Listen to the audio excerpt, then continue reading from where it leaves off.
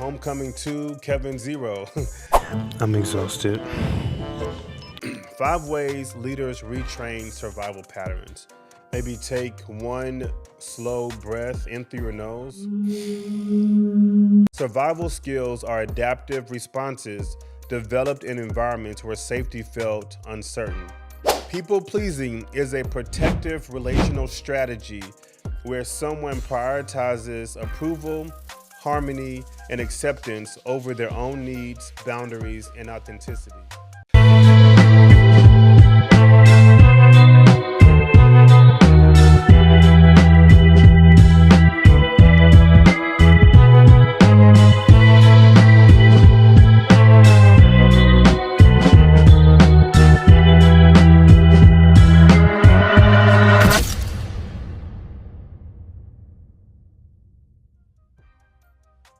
Welcome back to another episode of the Heal to Lead podcast. I am your host, Kevin Overton-Hadnot. Remember, this is the place where we're coming to unlearn surviving life and embracing wholeness. It's not about perfection, it's about presence. Thank you for checking out this episode. Don't forget to like, share, and subscribe. We're on YouTube, Spotify, iHeartRadio, and Apple Podcasts. Let's jump in, y'all. Today, we have a great episode. But before I go there, I am coming off of 2 back-to-back sprint homecoming experiences. Shout out to 2 great HBCUs, Stillman College in Tuscaloosa, Alabama, and Houston-Tillotson in Austin, Texas. I think they sort of celebrated the 150th, the 151. I think Stillman was founded in 1876 and Houston-Tillotson was founded in 1875. So these homecoming experiences were very meaningful and dope. And I would say Homecoming 2, Kevin 0. I'm exhausted. But, I'm still here. The show must go on. But I will be posting on my personal blog, so stay tuned for that. I'll be posting more about my homecoming experience, particularly my experience at Stillman College. I did a 48-hour quick in and out of homecoming just to hang out with some people, friends, some of the alumni. Got to see a lot of cool people, went to the step show, but stay tuned for more about that because there's so much more to talk about and how I was able to literally get in and out of Austin and Birmingham and Tuscaloosa in 48 hours. It was a huge journey, but we made it. But as you can see, I'm a product of HBCUs and I just love them. So if you went to one, shout out to you. Put your HBCU in the comments. If you didn't go to one, just try to check one out, at least online, to kind of just experience what it's like. Maybe go to a homecoming. I will not get in the homecoming wars. I don't know if whose homecoming is the best. I've heard some other colleges, maybe the CAU, maybe the Howards, the Hamptons, maybe the PV. Listen, y'all won. Y'all got it. If you think your homecoming is the best, I'll sit with you with that. I'm just grateful to be able to go back to my homecoming experience where I spent 4 years of my life as a business major. But yeah, I will be talking way more about that on my personal blog. So stay tuned for that. But that's not even the topic for today. Today, we're talking about, I'm still in this sort of leadership mode. Again, men being at the forefront of our communities, of our homes, of our churches, our organizations, at the forefront. I really want to continue to sharpen our skills. So as I talk today, we may hear a lot of leadership language and conversation and discussion, but I'm also very mindful of how does that relate to us as men and how we behave and how we have learned to live over the course of our lives. So today, our focus is on when survival skills become leadership liabilities. When survival skills become leadership liabilities. And 2 questions that I'll throw around at the beginning, but they'll come back throughout the rest of the episode. Is the first question is, which survival skill was hardest to unlearn? Which survival skill was the hardest to unlearn? Another question is like, how can leaders, men, right? How can we retrain these patterns? So I'm just setting up the conversation here. If you are someone who likes to journal, maybe pause right, even right here, to begin to think about and reflect on those two particular questions, and then we'll keep going. All right. So how I wanted to come with this, I do a little bit of an icebreaker. When there's two people or more than me just on the set, I may ask them an icebreaker opening question, but here it's just you and I talking. So I'm just thinking about this question that I'm wrestling with is, where is your nervous system right now, Kevin? Where is your nervous system right now? What's going on with your nervous system? And I've been doing a lot of nervous system like reflection, just review, studying, because I think that's the big part of our experience, because that's sort of given our body and brain a lot of information, which is also dictating and compelling or fueling our systems to do or not do. But yeah, the question that you might jump into this episode or conversation is like, where's your nervous system right now? So let's just start with something really practical and regulating. Before we talk about survival skills, let's just do a quick check in. So right now, I invite you to unclench your jaw. I invite you to maybe drop your shoulders. Maybe take one slow breath in through your nose, and then a long exhale out through your mouth. And now just ask yourself, am I leading from calm or am I leading from protection?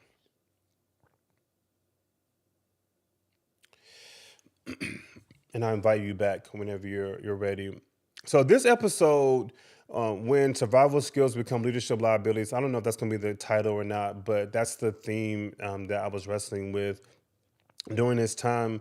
It reminds me of really why the Hill to Lead work exists in the first place. So, because so many men, as I said earlier, we're taught to lead, we're taught to provide, we're taught to protect, but not really how to feel safely, right? Not how to face fear, and how do we separate our identity from performance, rather.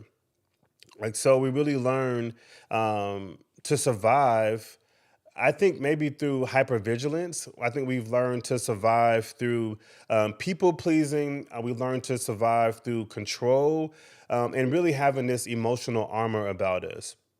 So Hill to Lead, in my mind, was really created to redefine strength in a way that we hadn't been taught before, but not as like avoidance or like ego-driven pressure, but really how do we ground ourselves in presence? How do we ground ourselves in self-awareness? How do we ground ourselves in courage?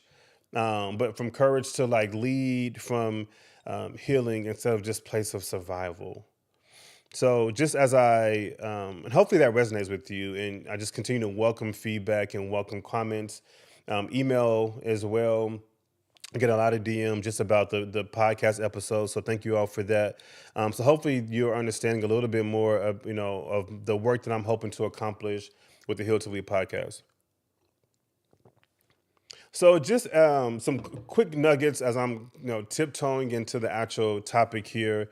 Um, Leadership problems for me are often nervous system problems.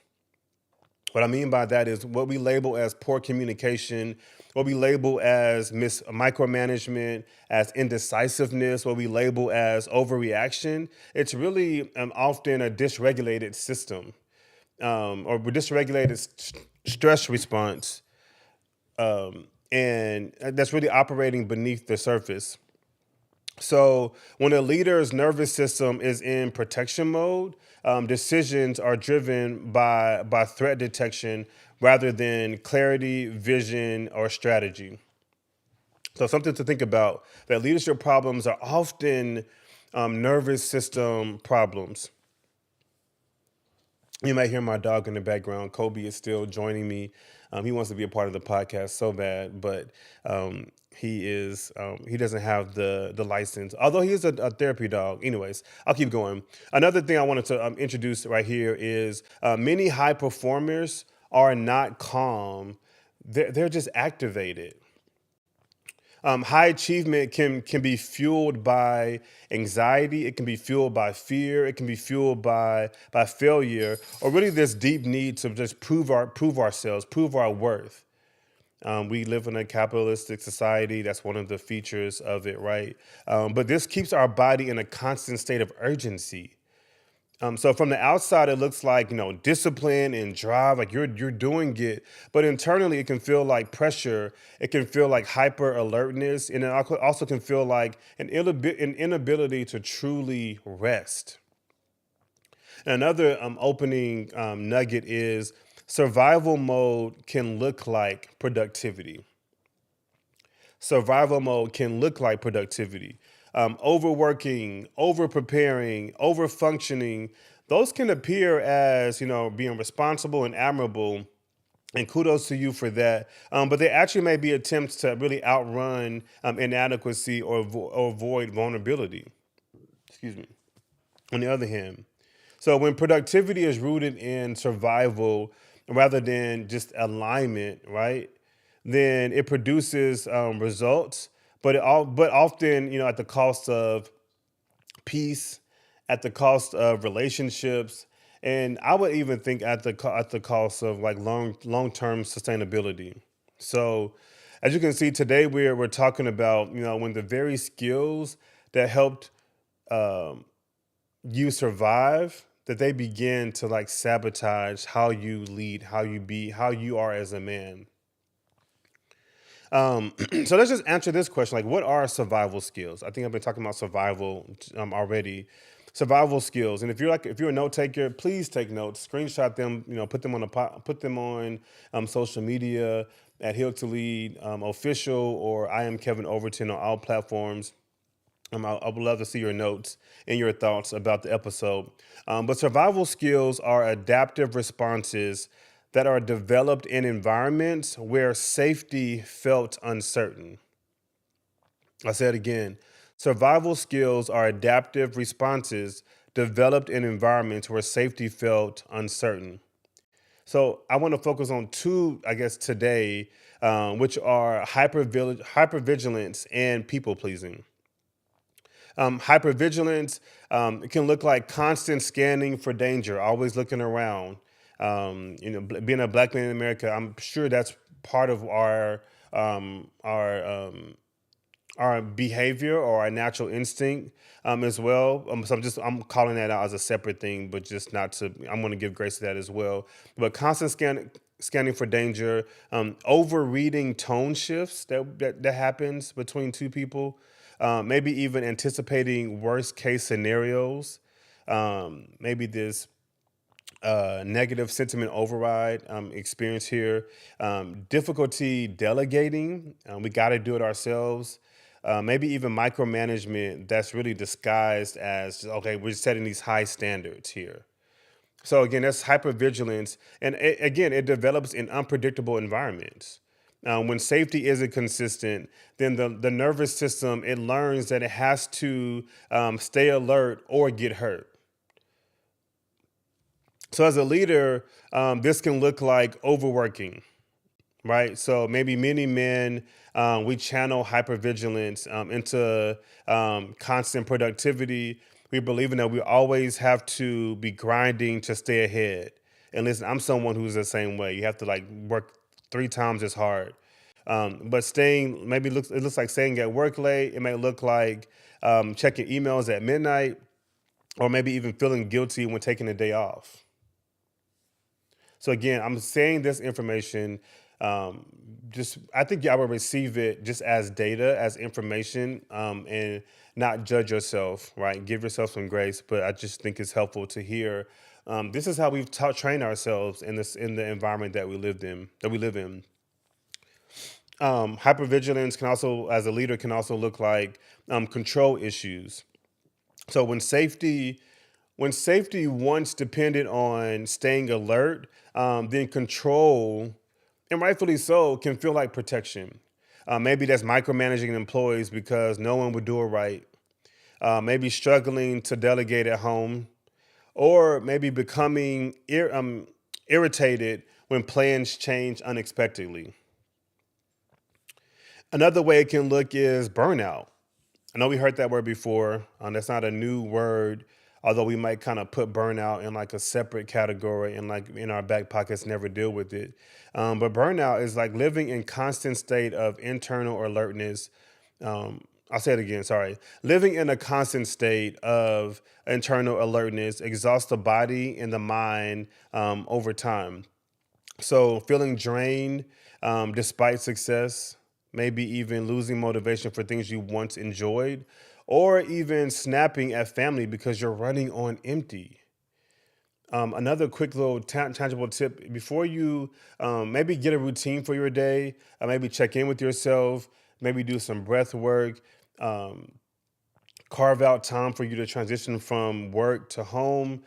Do things so you're not expressing what on the inside, what's happening on the outside, and it's sort of causing more chaos for you than you imagine. But that snapping at family because you're running on empty is a real thing. I work with a lot of men, and this is one of the things that comes up is how do you like handle, obviously masculinity, leading a family, all the pressures, all the stress, and show up and smile and do what this book, Parenting from the Inside Out, called Be Mindful, bring joy to the home. All that's hard, right? When you are in a state of burnout. So as a leader, I'm mindful of that. Also, as a leader, it can look like distrust. Hypervigilance can make it hard to believe others will show up consistently. I understand that. Maybe assuming hidden motives inside business deals. I'm not saying don't have discernment. Amen to that. Questioning loyalty without evidence or keeping emotional distance in relationships in order to avoid being blindsided. And then another one is just reacting quickly instead of responding thoughtfully. When the nervous system is wired for threat detection, then speed feels safer than reflection. Maybe raising your voice in the meeting when challenged, firing off a defensive text, or even making fast decisions out of frustration instead of pausing to assess. One of the things I do for myself, and I even give as a little homework assignment for clients, is the stop method, where it's literally walking you through STOP. How do I stop in the moment? Just pause. Give yourself the gift of reflection. How do I track my and notice my breaths? How do I which is observe the thoughts as not facts, but just as information. And then P, proceed mindfully. Again, we're rushing through because our nervous system is wired for threat detection, and so that moving fast just feels like it should be safer, right? And so I'm just thinking about hypervigilance and how that shows up and how we've been wired in this survival state. People pleasing is another one that I wanted to focus on. People pleasing is a protective relational strategy where someone prioritizes approval, harmony, and acceptance over their own needs, over their own boundaries, or over their own authenticity. I'll say it again for the people in the back. People pleasing is a protective relational strategy where someone prioritizes approval, harmony, and acceptance over their own needs, boundaries, and authenticity. It's not kindness. Brene Brown does say clarity is kind. It's not in that sense. I think it's not kindness. It's really self abandonment, but it's that self abandonment that's driven by the belief that connection must be earned through how we accommodate other people. So at its core, if you would ask me, people pleasing, it really says if I keep everyone comfortable, then I am safe or I stay safe. That's how a people pleaser will talk. So for many men, it doesn't look soft or submissive. It can really look like being the reliable one who never says no, I'm guilty of that one. I'm avoiding hard conversations to keep the semblance, right, of peace, this illusion of peace, or over delivering at work to secure validation. And the last one, maybe suppressing our emotions, men, to avoid being seen as difficult. So here are three strong, reflective questions that we can ask ourselves as men. The first one is, do I say, let me set this up some more. Here are three strong reflective questions that men can ask ourselves if you think you might be in this people pleasing lane or zone. Again, definitely seek out counseling if you want to navigate a little bit more of this. This is just for educational purposes here. But the first question I may ask myself is, do I say yes when I really want to say no, and then feel resentment later? Like, for example, maybe agreeing to extra work, maybe agreeing to family obligations, or favors that you don't want to, favors because you don't want to disappoint anybody else, right? Even if that stretches you thin. So the first one is, do I say yes when I really want to say no, and then feel resentment later? The second question I might ask myself is, Kevin, are you avoiding hard conversations to keep the peace, even when something is bothering you? That's a really good question to ask yourself. Maybe you're staying silent in a meeting when you disagree, or not addressing the tension in your relationship because conflict feels uncomfortable for you. It's quiet in the church. The third one is is my sense of worth tied to being needed, useful, or seen as the dependable one? Right? Feeling uneasy when you're not the fixer or the provider or the one everyone leans on. And questioning your value when you're not performing. So again, if you answer maybe yes to, to either one of those, then it may not just be kindness that you're doing or providing or offering. It really may be protection that's disguised as approval seeking. So just to say that in the atmosphere. So again, just talked a little bit about both hypervigilance and people pleasing as like two survival skills that have developed in environments that felt unsafe or uncertain for us. So those are two things to put in your back pocket. And now I want to talk about like how do we think about survival mode versus leadership mode, because I think that's helpful context for us to chew on as well. So survival mode, if I can break them down individually, is when your nervous system is leading instead of your values. It's driven by protection, it's driven by pressure, it's driven by the need to stay safe. But from the perspective of like emotionally safe, financially safe, socially, professionally safe. Survival mode, as a man, you might be asking, how do I avoid failure? You may be asking, how do I protect my image? You may be asking, how do I even stay in control? For me, survival mode is very reactive, it's very urgent, and it's very threat focused. So even success in the survival mode, it feels tense to us because, especially as men, it may be fueled by fear, or all of us really. It may be fueled by fear, maybe fueled by comparison, or trying to prove something. But leadership mode, on the other hand, this is when your character, clarity, and regulation are leading instead of fear. It's driven by purpose, more alignment, and long term vision rather than immediate relief. So, in leadership mode, a man may be asking, okay, what aligns with my values? And there should be a whole nother conversation on like value setting, alignment, maybe even calling and purpose. Because I think this question makes the assumption that you have those already in place. But yeah, the leadership mode, we're able to kind of ask ourselves, what aligns with my values? What serves the mission long term? And then who do I want to become in this moment? So for me, it's very intentional, it's very steady, and it's very future focused. But again, if we're in this fight or flight mode, which I might talk about in a second, then we're always going to be thinking about, working from this anxious state of being. Um, and so Yeah, success here in the leadership mode, it feels more grounded because again, it's built on or built from a place of presence and not from pressure. I think the core difference, if you want to walk away in your notes with this, is survival mode is really about staying safe, and leadership mode is about building something sustainable. To go deeper into both of those, survival mode, a few things come up, right? When we're operating from this, which the first thing is like urgency. You're always feeling like you have to move fast or you'll fall behind. Constantly checking your phone, maybe rushing decisions, struggling to rest. I can go through my directory and probably list a couple people who I think is always moving on like that. Um, Equating slowing down to weakness. So being believing real men push, we push through instead of pausing. Like that's the character of a man. We push through.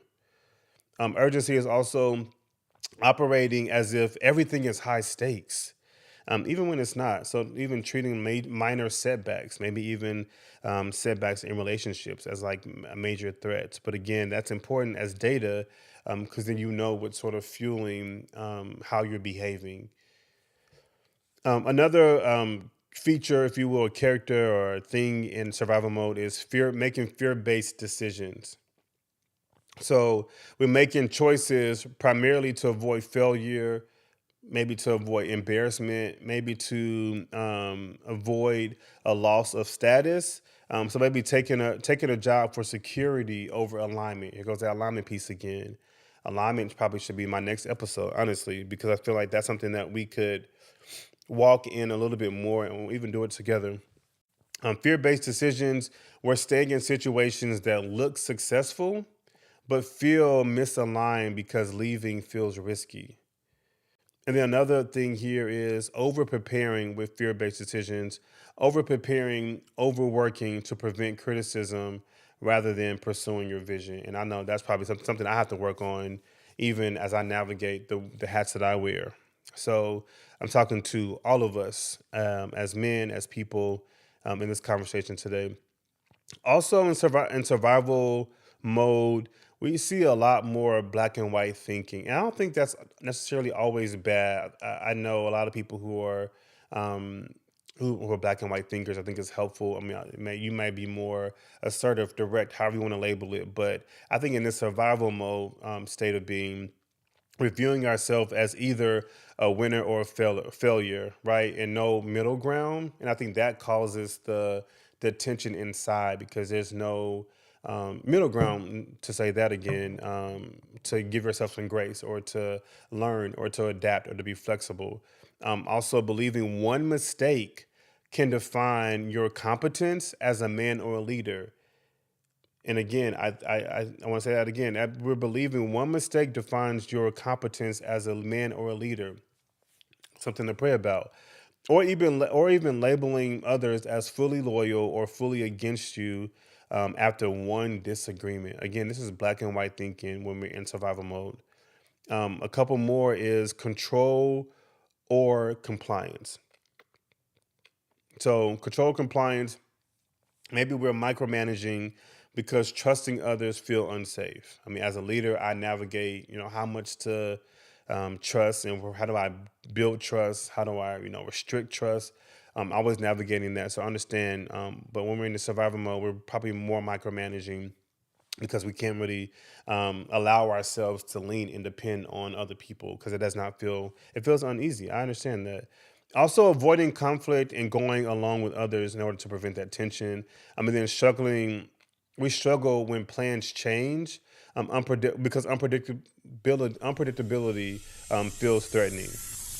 Thank you for checking out this week's episode of the Hill to Lead podcast on YouTube, Spotify, Apple Podcasts, and iHeartRadio. I am Kevin Overton-Hadnot, and I am also the author of A Man's Guide to Healing and Leadership. This journal right here is available today on Amazon.com. This is a 21-day journey to reclaim your strength, your purpose, and authentic leadership through healing. Come on, get this for your husbands, your uncles, your cousins, your boyfriends, your brothers. This is a 21-day self-guided reflection tool that they got to get today. Check it out. And the last one under survival mode is really just short-term relief. Short term relief, we're probably choosing what reduces anxiety in the right here and the right now, instead of how do we focus on what builds growth later. So maybe looks like us probably avoiding hard conversations. I used to be guilty of that because I think, when having not the best tools to communicate. Conversations used to be so hard, used to be so tough, and I would want to avoid them. But really, when you think about it, all of us are coming from different backgrounds, different ways of being, living, and experiencing world, which means we're probably going to have some conflict. But and with short-term relief and survival mode, we're probably choosing, okay, what's going to reduce this anxiety right now, instead of how do we really work on a sustainable um, communication plan or strategy, if you will, that builds growth. Also, in the short term relief, and again, I'm not pointing any fingers at anybody other than myself or anybody else. But sometimes we use work, we use distractions or isolation in order to numb the stress. So we're experiencing stress, but we're using work to push through that, to be a distraction. And then in short term relief, and we're making quick decisions just to stop the discomfort rather than thinking long term, kind of all in this same as a way to tie the bow to that. But I want to talk about the reverse of that, which is leadership mode. In leadership mode, we think about regulation is one of the things I reflect on so much just in my own day to day experience. Regulation, this is really, how do I pause before responding, even when I'm challenged, right? How do I still pause and take the responsibility for my reaction or for my response back? I pause before I respond because I'm not allowing someone else's communication style, behavior, to either speed me up or to get me out of my value of, I want to pause before I respond, and I want to own and be intentional and mindful about what I'm saying and how I'm communicating. Regulation is also recognizing when you're triggered, that more self awareness piece that has to also take shape. It's not just about the other person. It's recognizing when you're the one being triggered, and then when you're not choosing to lead from that place. So recognizing when you're triggered and choosing not to lead from that place. And then also being able to stay steady in conflict without escalating or withdrawing. I think this is the poem "If" by Rudyard Kipling, I believe. And so, if you have not read that, I'm probably going to post a link to that poem just in here as we think about how we lead from a more regulated place. And that poem really begs that question. I don't have it pulled up, but I'll pray about that and how do I think about that poem and integrate that into my leadership style and my leadership routine and behaviors.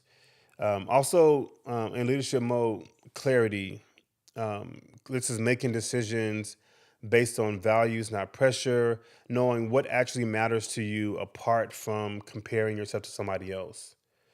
So being clear about your focus, vision, and strengths and direction.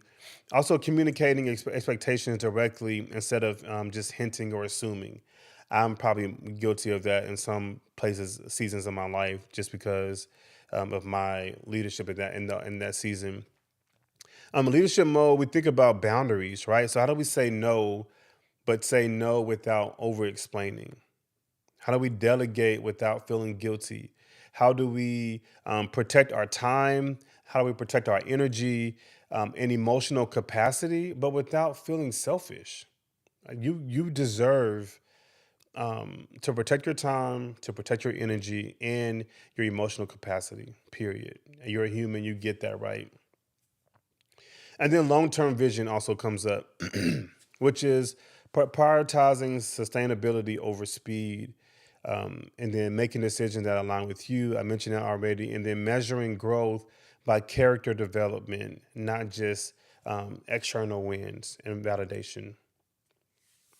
And then just as a bonus one, I would say strategic patience. This is a I'm not this is not a new word, but I'm piecing these two words together. but strategic patience, letting situations unfold before reacting. That's a hard thing because as a human, I'm probably wired to respond on the first thing you say, on the first word that you said. But I'm letting situations unfold before reacting. I mean, not even a quick story because I don't have the full story ready, but I'm watching traders as many people are watching, and one of the main characters who's a trader now.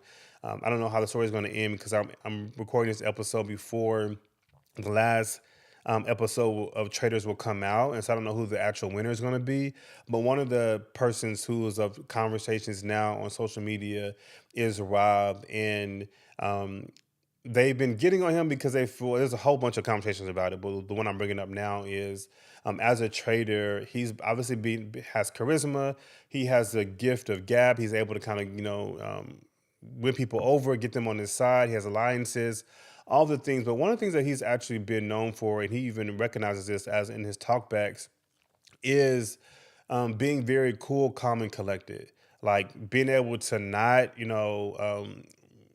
raise his voice, not to overreact. He really is. I see this playing out through Rob on traders, but he's really letting situations unfold. Now, I don't know if that's a helpful skill or well on the show, or if it's hurting him.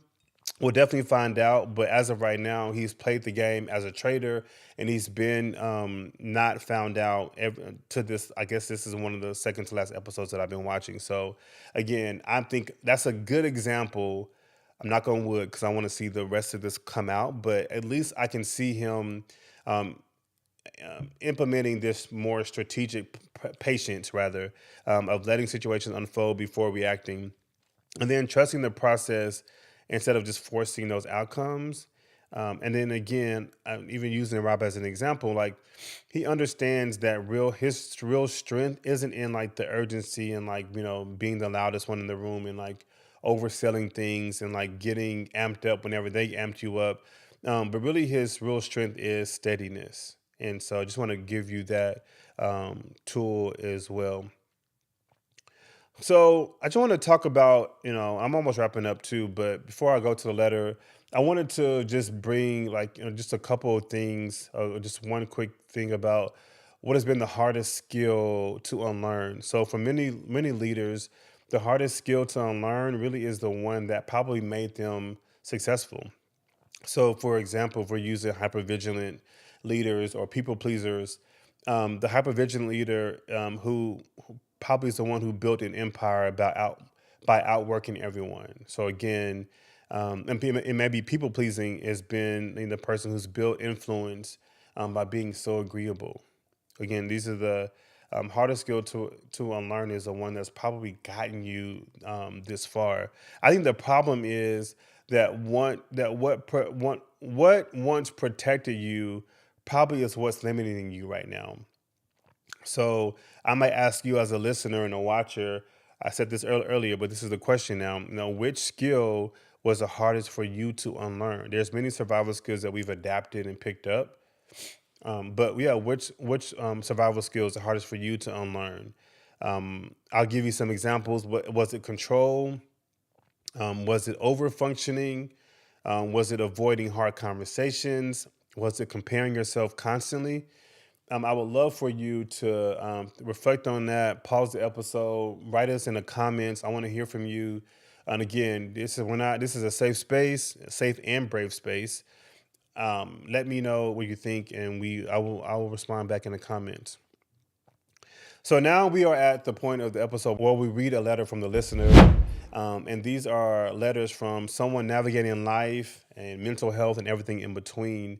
And we always get letters in, and this one isn't, it's kind of tied to it. I think I tried to find one that was closely related, but this is it. This is from Peter. Peter says, "Hey, I've been listening for months now. Thank you. I'm working on myself, going to therapy. Shout out to that. Trying to grow as a leader, but I struggle with comparing myself to other people who seem more successful. Sorry, I'm already underlining words and circling words in his letter. Sorry about that. I see other men my age building businesses, leading teams, buying homes, and I feel behind. I start questioning if I'm really cut out for this. I don't know how to stop measuring myself against everyone else. Hmm. Well, first, Peter, thank you for writing into the show, and again, you can write in as well. I think what I want to start with this, my response here is maybe just validating that, right? And just I hear you, and just sitting with you in that. I know as a person, we want to get like the takeaways right away, but I think that's probably the first place to start is how do I just validate that? I'm really glad that you wrote in, and just to sit with you with this idea that yeah, comparing yourself um, is one of the quiet survival strategies that we picked up along the way, and that we don't talk about. Many of us do it, and I read about it even in Mel Robbins' The Let Them Theory.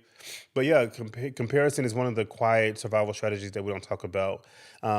Maybe from my point of view, this is kind of where we dive into this a little bit more. I think comparison is often rooted in a couple of things, maybe to consider or think about. It's probably rooted in scarcity thinking. It's probably rooted in conditional self worth, maybe even earlier messaging around performance as a man, as a human. It might be rooted in like fear of falling behind. So I think that's a place to begin to reflect on when you think about your question and maybe how do you stop measuring yourself against other people. It's really doing some work on or reflection on comparison and maybe where it may be rooted or coming from, if you will, the source or the stem of it.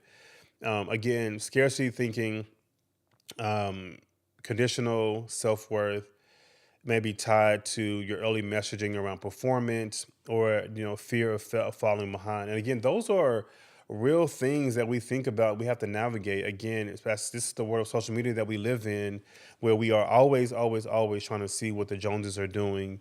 But comparison can be maybe hyper vigilant, but turn inward. So you really can scan others for, you're probably scanning others for your own sense of inadequacy. Or, I mean, again, I'm using people pleasing in my notes too, or it can be people pleasing internalizing. So, right, if I measure up, then I'll be accepted.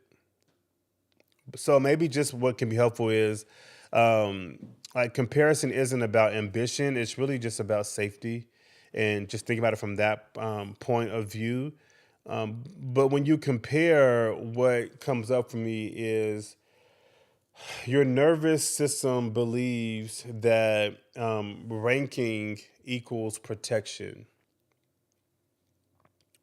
and your brain is then often looking for threats to your own sense of belonging. I'm gonna write a book about that. But some quick practical guidance. The first one is maybe shift from comparison to curiosity. Instead of asking maybe why am I behind, maybe ask, what actually matters to me. Again, that alignment that I've been talking about in this episode. Define success internally. That's probably the only way you should define success. There's other measures and outcomes and rewards, but excuse me, I would define success internally. Success without internal definition becomes sort of this borrowed pressure from other people. So I'll think about it from that lens. But again, also maybe track your progress, right? Not just positions. Like leadership is a more of a trajectory than it's and then it's and rather than timing, if you will. So track your progress.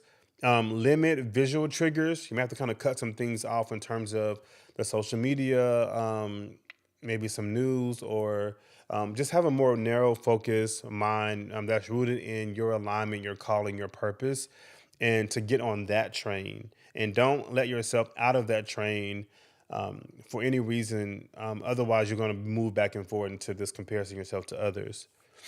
Also, and by the way, I'm going to talk about this on my Facebook at I am Kevin Overton. Mel Robbins does a nice book called The Let Them Theory, but in there is a whole chapter around on comparison. And so I will be talking to my subscribers on there about comparison and things to think about based on the book. So maybe check that out as well. But the last one I would say is a practical tool is anchor your identity in growth rather than status. So, like, am I becoming more regulated, more honest, more aligned? Like, those are questions I will be asking myself um, as I navigate, undoing some comparison um, behaviors or thoughts. Your timeline for me, and I would give you this, your timeline is not behind. I think it's unfolding. And I hope you receive that um, and all the best of you. But again, if you want to write into the show, write us at healtolead@gmail.com. And I might read a letter from you on the show. Let me see here. I think I have. All right, I'm gonna end on this. I'm gonna end on 5 ways to retrain survival patterns, and I'm gonna get out of your way. 5 ways leaders retrain survival patterns. We're gonna be quick, so take notes. The first one is build nervous system awareness. Ask yourself daily: am I tense? Am I rushing? Am I trying to control? Am I avoiding something? Awareness interrupts that autopilot that we're in. Number two is practice micro boundaries. If you're struggling with people pleasing, maybe try delaying your response, maybe taking a pause in between. It's okay to say, let me get back to you. Maybe practice, I'm laughing at this, practice one respectful no per week. Listen, you have to train yourself to say no. And again, no is not a bad word. Boundaries teach our nervous systems that conflict does not equal abandonment. And that was for me, not for you. Three is delegate imperfectly. Listen, let's use this as a small experiment. If you're struggling with hypervigilance, delegate something very small. Maybe let it be done 80% your way, or maybe even resist fixing it immediately. Like, control is often anxiety in disguise. Four is slow down decisions. Survival prioritizes speed. Leadership prioritizes clarity. So when you activate it, pause, breathe, and ask, is this a reaction or is this a response? Five, the last one is redefine strength. Strength is not hyper independence. It's not over functioning. It's not silent endurance. Strength for me, like I said earlier, is regulation, it's boundaries, and it's accountability, and it's self awareness. For me, that's strength, and I hope men walk away with that for sure. I'm closing with this as a closing reflection. Um, Ask yourself again, which survival skill protected you the most, and which one is costing you the most now? I'm just going to remind you that you are not broken. You adapted, but you don't have to keep leading from old protection strategies. This has been the Heal to Lead podcast. I'm your host, the one and only Kevin Overton-Hadnot. Peace out. So trauma, it reduces our cognitive flexibility. So the brain is really simplifying our world around us in order to reduce the cognitive load, and also not just the cognitive load, but even the perceived risk at hand. And so things become either all good or all bad, or safe or unsafe, or it's either gonna be success or failure. And again, that's that black and white thinking, that either or. When someone feels internally unsafe, they often try to manage that discomfort externally. So what they're feeling on the inside is often manifest through their behavior on the outside or externally. It might be a car accident. It might be a physical or sexual assault. It may be sudden loss of a loved one. Maybe it's experiencing violence or a life-threatening medical event. Like, you can say, like, for me, these are the kinds of experiences that most people recognize as trauma, because the danger is more obvious, right?